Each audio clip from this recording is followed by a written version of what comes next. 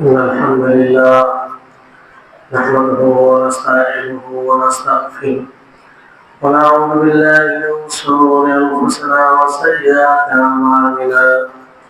من يهده الله فلا مضل له ومن يضلله فلا هادي له. وأشهد أن لا إله إلا الله وحده لا شريك له وأشهد أن محمدا عبده ورسوله. يا أيها الذين آمنوا اتقوا الله حق تقاته ولا تموتن إلا وأنتم مسلمون. يا أيها الناس اتقوا ربكم الذي خلقكم من نفس واحدة وخلق منها زوجها وبث منهما رجالا كثيرا ونساء. واتقوا الله الذي تساءلون به والأرحام إن الله كان عليكم رقيبا.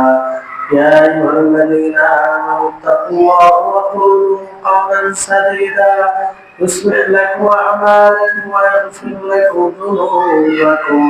ومن يطع الله ورسوله فقد فاز فوزا عظيما. أما بعد فإن خير الحديث كتاب الله وخير الهدي هدي محمد صلى الله عليه وسلم وشر الأمور محدثاتها وكل محدثة بدعة وكل بدعة ضلالة وكل ضلالة في النار. أعوذ بالله من الشيطان الرجيم. والذين يؤذون رسول الله لهم عذاب أليم.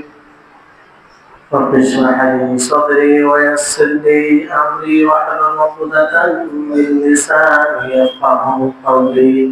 رب زدني علما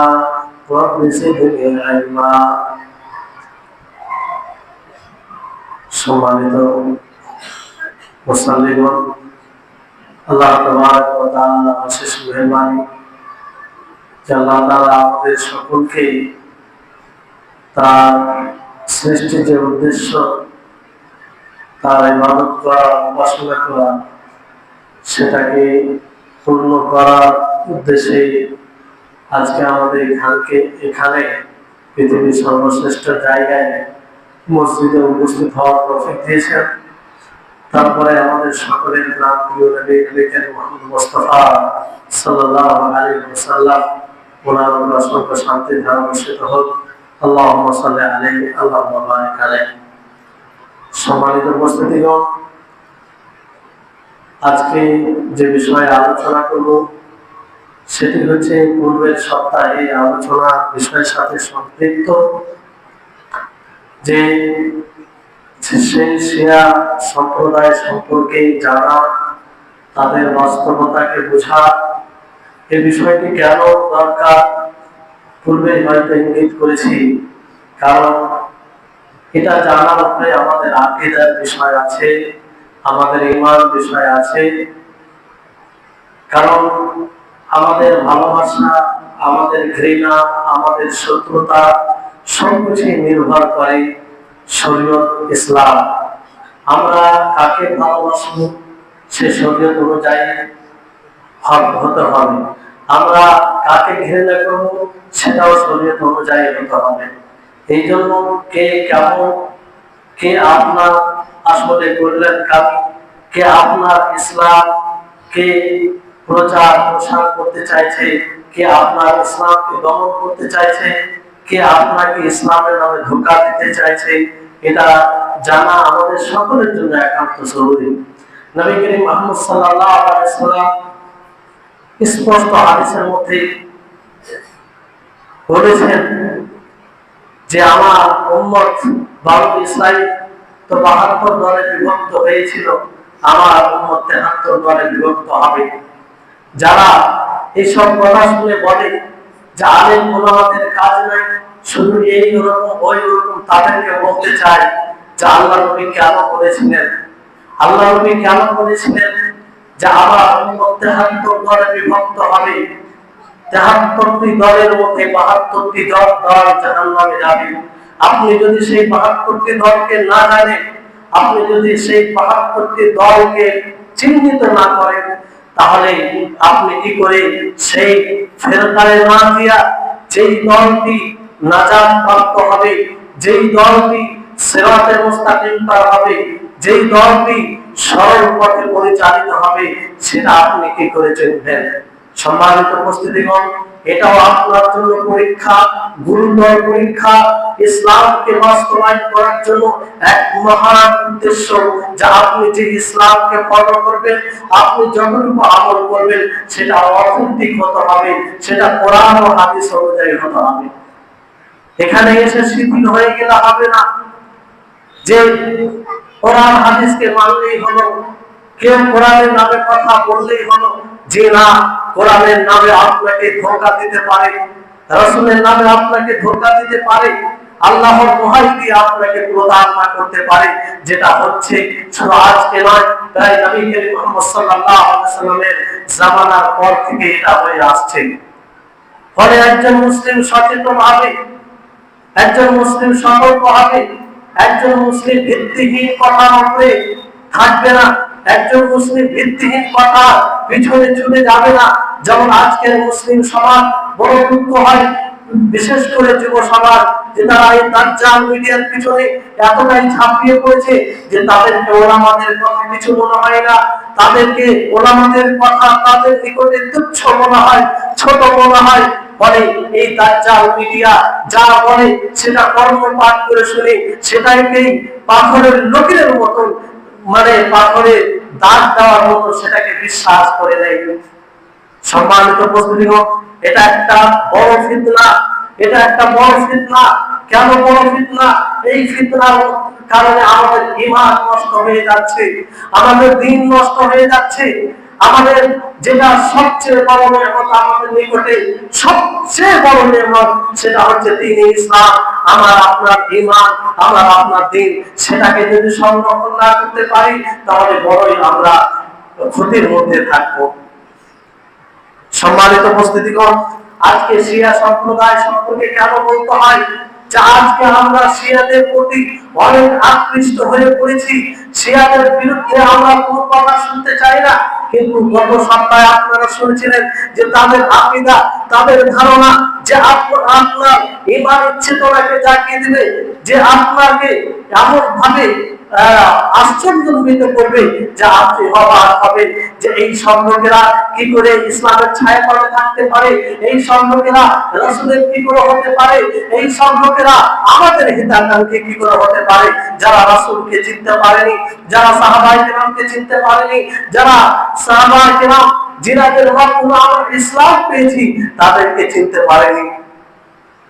সম্মানিত উপস্থিতিগণ, যেহেতু সব বিষয়ে সবসময় বলা হয় না, এই মুহররম মাসে এই বিষয়টি বেশি আসে, ওই উৎস নিয়ে আপনাদেরকে সচেতন করা। বাকি হেদায়েতের মালিক আল্লাহ, কেউ কাউকে ধরে জবরদস্তি হেদায়েতের পথে নিয়ে আসতে পারে না, আর এটা কাউকে অধিকার আল্লাহ তাআলা দেয়নি। আল্লাহ তাআলা বলেন নবী করিম মুহাম্মদ সাল্লাল্লাহু আলাইহি ওয়াসাল্লামকে সম্বোধন করে, হে নবী, আমি আপনাকে সর্বসম্মানিত করেছি, আপনি ইহকালেও সম্মানিত, আপনি পরকালেও সম্মানিত। ইন্নাকা লা তাহদি মান আহবাবতা ওয়ালাকিন্নাল্লাহ ইয়াহদি মান ইয়াশা।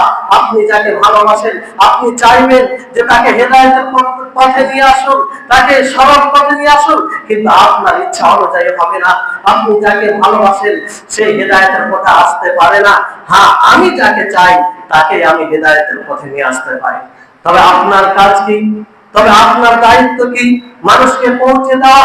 ওয়া আলাইনা ইল্লাল বালাগ, মানুষকে হক কথা, কোরআন হাদিসের কথা পৌঁছে দেওয়া। আজকে সেই ওলামাদের সেই একই দায়িত্ব, একই মিশন, মানুষকে পৌঁছে দিতে হবে। এতে মানুষ গালিগালাজ করুক, এতে মানুষ কটু কথা বলুক, এতে মানুষ যাই বলুক না কেন, ওলামা সম্প্রদায়ের মৌলিক দায়িত্ব হচ্ছে মানুষকে হক কথা, কোরআন হাদিসের কথা পৌঁছে দেওয়া। সম্মানিত উপস্থিতিগণ, আজকে আমাদের জ্ঞানের স্বল্পতা, জ্ঞানের বড়ই দুর্ভোগ, মানে জ্ঞানের এতটাই স্বল্পতা যে আমরা দিনের মৌলিক বিষয় বুঝি না, কিন্তু বড় বড় বিষয়ে আমরা কথা বলতে জানি, বড় বড় বিষয়ে আমরা মন্তব্য করতে জানি, যেখানে আমাদের আকীদার সাথে সম্পৃক্ত বিষয়, যেখানে আমাদের ঈমানের সাথে সম্পৃক্ত বিষয়, ওই জায়গাতে আমরা কথা বলি, ওই জায়গাতে আমরা ফতোয়া দিতে শিখেছি, ফলে আমরা কারো কথাকে গুরুত্ব দিই না। সম্মানিত উপস্থিতিগণ, যে কথাটি বলছিলাম, যে শিয়াদের আকীদা, কিছু আকীদা আপনাদের সামনে তুলে ধরেছিলাম, তাদের মধ্যে একটি আকীদা হচ্ছে ইমামাতের। ভালো করে শুনুন, যাদের প্রতি আপনার ভালো ধারণা, যাদেরকে আপনি ইসলামের প্রতিনিধি মনে করেন, যাদেরকে আপনি ইসলামের রাহনুমা মনে করেন, ইসলামের নেতা মনে করেন, তাদের কি আকীদা, তাদের কি বৈশিষ্ট্য, তাদের চিন্তা ধারণা কি, তাদের মধ্যে একটি ইমামতের আকীদা পাওয়া যায়। ইমামত মানে কি? তারা বলে যে 12টি ইমাম রয়েছে, যে 12টি ছাড়া আর কেউ ইমাম হতে পারে না। সেই আলী রাদিয়াল্লাহু তাআলা আনহু থেকে নিয়ে ইমাম হাসান আসকারী, ইমাম মাহদী, এই পর্যন্ত ইমাম মাহদী বলতে আমরা যে ইমাম মাহদীকে মনে করি সেটা নয়। শুনবেন, তারা এই 12টি ইমামের ব্যাপারে কি ধারণা রাখে? তারা বলে যে এই 12টি ইমাম মাসুম আনিল খাতা, এই 12টি ইমাম কখনো গুনাহ করতে পারে না, এই 12টি ইমাম কখনো কোনো পাপ করতে পারে না, এই 12টি ইমাম কখনো কোনো পাপ করতে পারে না। চিন্তা করুন, একমাত্র মাসুম আনিল খাতা যদি হয়, তাহলে আম্বিয়া কিরাম আলাইহিস সালাম, নবী করিম মুহাম্মদ সাল্লাল্লাহু আলাইহি সাল্লাম, আম্বিয়া ছাড়া দুনিয়াতে কোন মাখলুকের এরকম আবির্ভাব ঘটেনি যে সে মাসুম আনিল খাতা। সম্মানিত উপস্থিতিগণ, তাহলে এই যখন আকীদা রাখে তারা ইমামদের ব্যাপারে, অথচ তাদের বানাওয়াত ইমাম, এটা কোনো শরীয়তের কোনো দিক নির্দেশনা অনুযায়ী ইমাম নয়, তাদের ধারণা অনুযায়ী তাদের 12টি ইমাম তারা কখনো গুনাহ করতে পারে না। আপনি কোরআনের একটি আয়াত দেখান, কোরআনের একটি হাদিস দেখান, যদি তাদের এই কথাকে সমর্থন করে তাহলে মাথা নত করে সেটা মেনে নিব, আর যদি না করে তাহলে আপনাকে ঘৃণা করতে হবে, যেহেতু তাদের মধ্যে এই জঘন্য আকীদা। সম্মানিত উপস্থিতিগণ, শুধু এটাই নয়, তারা ধারণা রাখে যে ইমামগুলো আলিমুল গায়ব, গায়বকে জানেন, অদৃশ্যের কথা জানেন, কোথায় কি হচ্ছে, ভবিষ্যতে কি হবে, অতীতে কি হয়েছে, বর্তমান অবস্থায় কোথায় কি হচ্ছে, সমস্ত কিছুর খবর তারা রাখে, তারা সব কিছু জানেন। নাউযুবিল্লাহি মিন যালিক। আল্লাহ তাবারক ওয়া তাআলা কোরআনে এক জায়গায় নয়, দুই জায়গায় নয়, একাধিক জায়গায়, অনেক জায়গায় আল্লাহ তাআলা স্পষ্ট করেছেন যে গায়বের কথা, অদৃশ্যের কথা একমাত্র আল্লাহ তাবারক ওয়া তাআলা জানেন।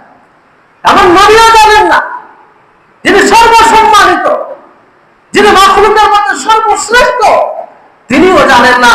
তাহলে এই ইমামগুলো তাদের ধারণা অনুযায়ী তারা গায়বকে কি করে জানতে পারে?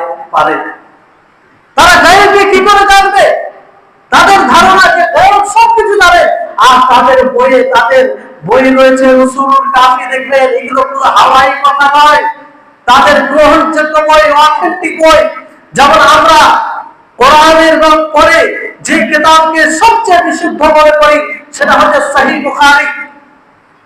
অনুরূপভাবে শিয়াদের নিকটে, তাদের নিকটে সবচেয়ে গ্রহণযোগ্য এবং প্রাধান্যপ্রাপ্ত বই ওই হচ্ছে উসুলুল কাফি। আরো তাদের বই রয়েছে, তারা সহিহ বুখারী, সহিহ মুসলিমকে মানে না, সুনানে ইবনে মাজাহ, সুনানে তিরমিজিকে মানে না, সুনানে নাসাই এগুলোকে তারা মানে না, সুনানে আবু দাউদকে তারা মানে না। তারা এই সমস্ত হাদিসের কিতাবকে প্রত্যাখ্যান করে।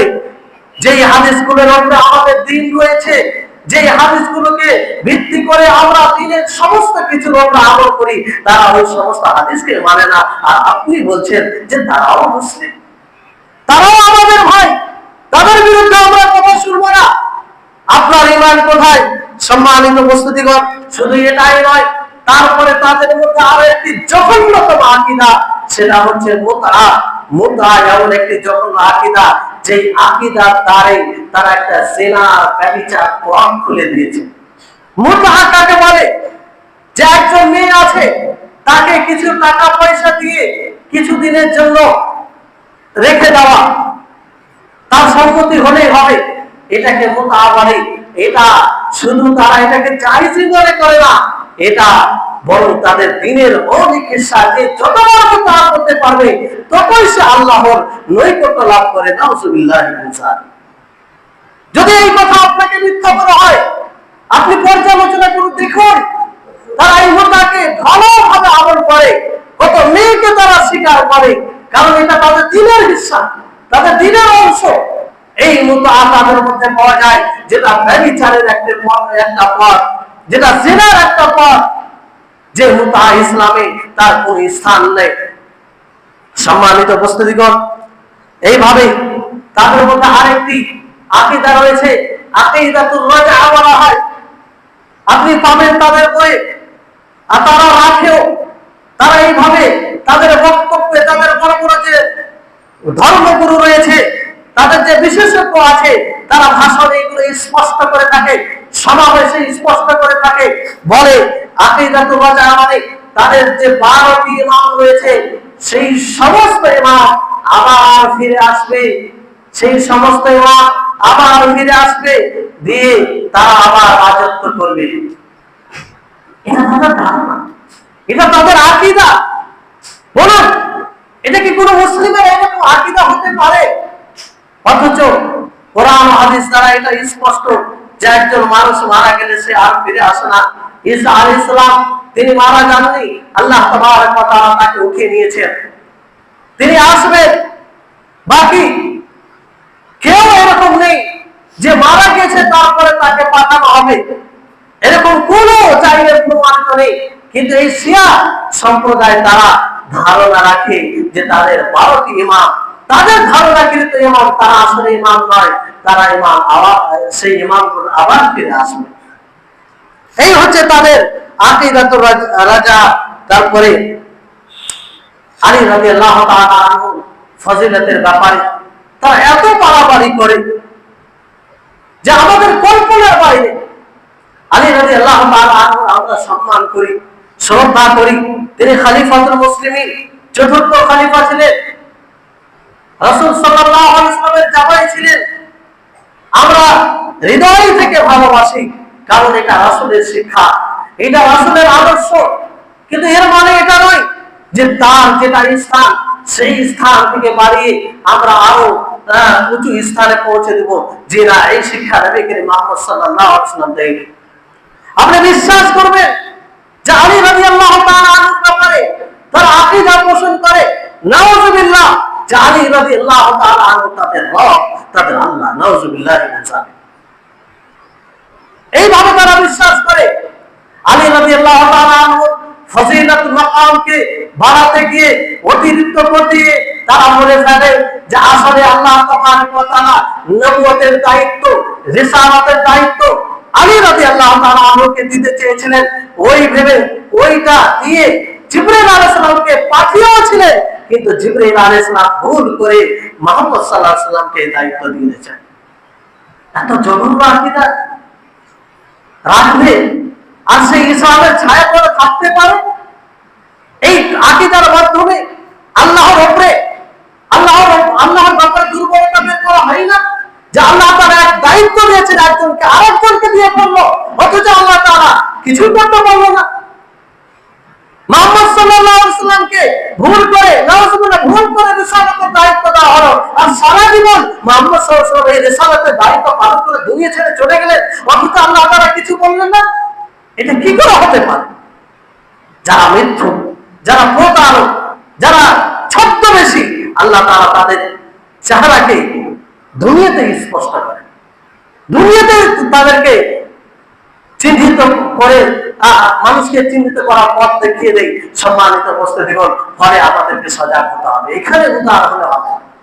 আপনি ইসলামের উপরে গায়রতকে জাগরণ করুন, ঈমানি যে আবেগ আছে, দ্বীনের আবেগ আছে, এটাকে প্রাধান্য দিন। কিন্তু আপনার যে মনের আবেগ, সেটাকে প্রাধান্য দিলে হবে না।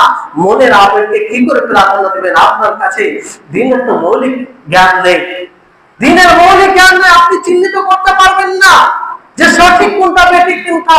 আজকে দেখবেন বেশিরভাগ এই বিষয়ে কথা বলতে গেলে আমাদেরকে খুব কনফাসা হয়ে যেতে হয়, চারদিক থেকে প্রশ্নের ঝড় আসে, তখন আমাদের মাথা হেঁট হয়ে যায়।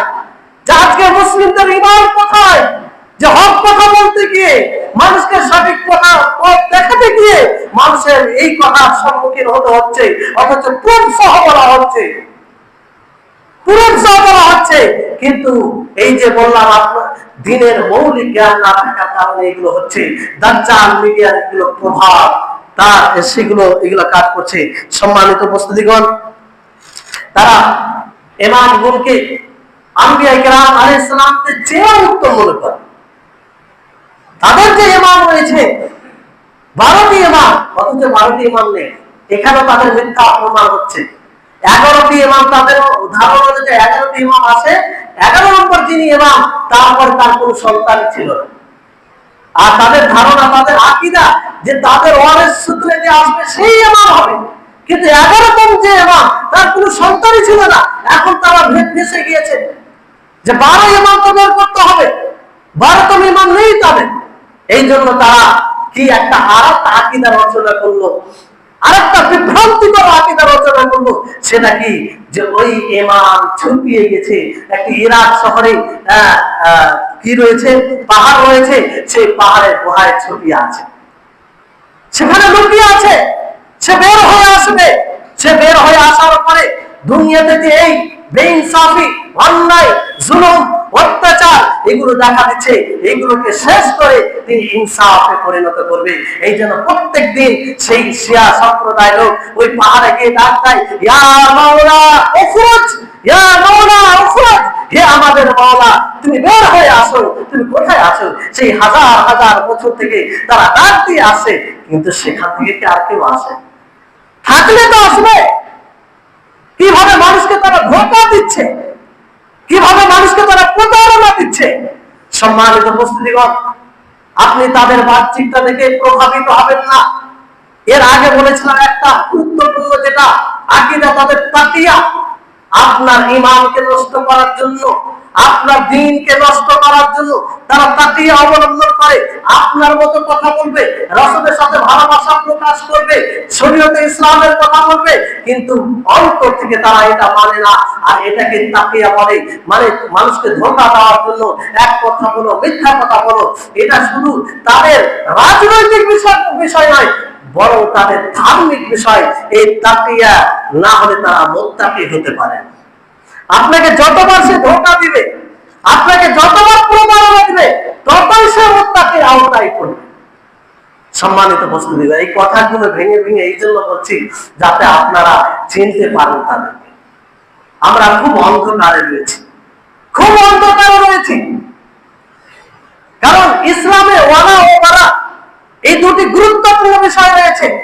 আপনি হয়তো জানেন না, ওয়ালা বারা মানে আপনি কাকে ভালোবাসবেন আর কার সাথে শত্রুতা পোষণা করবেন, কাকে আপনি ঘৃণা করবেন, এটা গুরুত্বপূর্ণ একটা ইসলামের পার্ট, ইসলামের অংশ।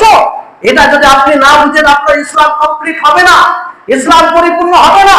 সাহাবীরাকে যারা দুশমন মনে করে, সাহাবীরাকে যারা কাফির মনে করে, সাহাবীদের ব্যাপারে যারা অপবাদ দেয়, যাদের ব্যাপারে আল্লাহ তাআলা বলেছেন রাদিয়াল্লাহু আনহু ওয়া রাদু আন, তাদেরকে আপনি ভালোবাসতে পারেন? তাদেরকে যারা ঘৃণা করবে সেই সাহাবীদেরকে ব্যাপারে, সেই সাহাবীদেরকে যারা ঘৃণা করে, যে সাহাবীদেরকে তারা শত্রু বলে, দুশমন বলে, অথচ আল্লাহ তাআলা কোরআনে তাদের প্রশংসা করেছেন, আপনি তাদেরকে ভালোবাসবেন? আপনি তারা কি করে আপনার নিকটে হিরো হতে পারে? সম্মানিত উপস্থিতিগণ, তারা মূলত কোরআনকে মানে না। তার আকীদা যে মুহাম্মদ সাল্লাল্লাহু আলাইহি ওয়াসাল্লামকে পূর্ণ কোরআন দেওয়া হয়নি, নাউযুবিল্লাহি মিন যালিক। তাদের মৌলিক আকীদা যে মুহাম্মদ সাল্লাল্লাহু আলাইহি ওয়াসাল্লামকে পূর্ণ কোরআন দেওয়া হয়নি, কোরআনের কিছু অংশ দেওয়া হয়েছে, আর বাকি অংশ আলী রাদিয়াল্লাহু তাআলা আনহুকে দেওয়া হয়েছে। আলী রাদিয়াল্লাহু তাআলা আনহু তিনি প্রচার করেছেন, ফলে শিয়াদের নিকটে অধিক পারা কোরআন রয়েছে, 30 পারা চেয়েও। এই কোরআনকে তারা কি বলে যে এটা আসল কোরআন নয়। আপনি কোথায় আছেন? আপনার কোরআন কো মানে না, আপনি তাদেরকে হিরো মনে করছেন, আপনার দ্বীন কো মানে না। আর শুনবেন আপনার ব্যাপারে তারা কি আকীদা রাখে? তারা আকীদা রাখে যে তারা হচ্ছে অন্য একটা খাস মাটি দিয়ে তৈরি, আপনারা তৈরি হচ্ছে অন্য মাটি দিয়ে তৈরি। তারা আপনাদের উপরে জুলুম করতে পারে, অন্যায় করতে পারে, এগুলো তাদের ধর্মগ্রন্থে পাবেন, এর কোনো হাওয়াই কথা নয়। আর আমরা তাদের দিকে ছুটে যাচ্ছি, তার দৃষ্টান্ত আপনি দেখবেন। এগুলো হয়তো ভিতরে গেলে, গভীরে গেলে বুঝতে পারবেন যে এই ধ্বংস হবে লেবানন, তারপরে আপনার ফিলিস্তিনে যে গাজা শহরে চূর্ণ হত্যা লীলা, তারপর আরো যে বিভিন্ন রকমের বিভিন্ন জায়গায় এগুলো চললো। কিন্তু এদের পিছনে কাদের ইতিহাস আছে, একটু ভালো করে ইতিহাস ঘাটবে, বুঝতে পারবেন। সম্মানিত উপস্থিতিগণ, এই জন্য বলি, এই ইসলামের শত্রু অনেক, আপনি ভাবতেও পারবেন না যে আপনার পাশে থেকে আপনার ক্ষতি, আপনার ইসলামের ক্ষতি করছে। মনে রাখবেন, আল্লাহ তাবারক ওয়া তাআলা এই জন্য মানুষকে সতর্ক করে বলেন, আম তাহসাবু আন্না আকতারাহুম ইয়াসমাউনা আও ইয়াকিলুন ইনহুম ইল্লা কাল আনা বাল হুম আযাল, যে আপনি ভাবছেন যে তাদের মধ্যে অনেকে আপনার কথা শুনে, আপনাকে তারা বুঝে আপনার কথা, অথচ তারা পথভ্রষ্ট, তারা চতুষ্পদ পশুর মতো, তারা দিশেহারা, তারা পথ হারিয়ে ফেলেছে। আল্লাহ তাবারক ওয়া তাআলা এইভাবে বলেন। এই জন্য আমাদেরকে ভাবতে হবে আর মনে রাখবে, যারা আল্লাহ এবং তার রাসূলকে কষ্ট দেয়, তারা কখনো আপনার হতে পারে না। সে যে কোনো ভাবে আল্লাহ এবং তার রাসূলকে কষ্ট দিতে পারে, তার শরীয়তকে পরিবর্তন করে, তার মানুষকে বিভ্রান্ত করে, বিভিন্ন রকম পদ্ধতি হতে পারে, কিন্তু তারা কখনো আপনাদের হতে পারে না। আল্লাহ তাবারক ওয়া তাআলা তাদের জন্য বড় যন্ত্রণাদায়ক মর্মান্তিক শাস্তি তৈরি করে রেখেছেন। সম্মানিত উপস্থিতিগণ, আপনাদেরকে এটাই বলতে চাই যে নিরপেক্ষ ভাবে আমরা দেখি যে কাদের সাথে আমাদেরকে বন্ধুত্ব রাখতে হবে এবং কাদের থেকে আমাদেরকে সতর্ক থাকতে হবে, এটা অবশ্যই আমাদেরকে ভাবতে হবে। সাহাবায়ে কেরাম, আপনি যাবেন ইরান শহরে, সেখানে পায়খানাতে পর্যন্ত আবু বকর ও উমরের নাম লেখা থাকে, পায়খানায় পর্যন্ত। সেখানে এই ধরনের যে আমরা সুন্নি মুসলিম, তাদের বিপরীতে বলা হয়, এই ধরনের মুসলিমদের কোন মসজিদ পাবেন না। আপনি মিথ্যা বলে সার্চ করুন, গিয়ে দেখুন কোন অন্ধকারে রয়েছে। আমাদের ক্লাসমেট ছিল, তাদের মুখ থেকে সরাসরি আমরা শুনেছি, প্রকাশ্যভাবে নিন্দরে তাওহীদের কথা বলা যায় না, আল্লাহর একত্ববাদের কথা বলা যায় না, আর আজকে আমরা তাদেরকে বন্ধু বানিয়ে ফেলেছি। সম্মানিত উপস্থিতিগণ, এর আগেই বললাম যে একটা উৎস নিয়ে আপনাদেরকে সতর্ক করা হয়, বারবার একই বিষয় বলা যায় না। আপনাদের বুঝতে অসুবিধা হলে ঠান্ডা মাথায় আসবেন, বুঝিয়ে দেবো। 1 ঘন্টা নয়, 2 ঘন্টা নয়, যতটা সময় আপনার জন্য প্রয়োজন পড়বে সময় দিব। কারণ আপনার হেদায়েত কামনা, আপনি হেদায়েতের পথে আসুন, আপনি সঠিক পথ পান, এটাই আমাদের দায়িত্ব, কর্তব্য, এটাই আমাদের আশা। আল্লাহ তাবারক ওয়া তাআলার কাছে দোয়া করি, আল্লাহ যেন আমাদের সকলকে সঠিক ইসলামের উপরে টিকে থাকার তৌফিক দান করেন। আল্লাহ তাআলা যেন আমাদেরকে সিরাতুল মুস্তাকিম, সরল পথে টিকে থাকার তৌফিক দান করেন। আর যারা আমাদের ঈমান নিয়ে, আমাদের দ্বীন নিয়ে খেলা করে, তাদেরকে যেন আল্লাহ তাআলা ধ্বংস করেন। যারা আমাদের ইসলামের দিক দিয়ে, দ্বীনের দিক দিয়ে শত্রু, আল্লাহ যেন তাদেরকে ধ্বংস করেন। আল্লাহ যেন আমাদের সকলকে সঠিক ইসলামকে বোঝার তৌফিক দান করেন। ওয়া আখিরু দাওয়ানা।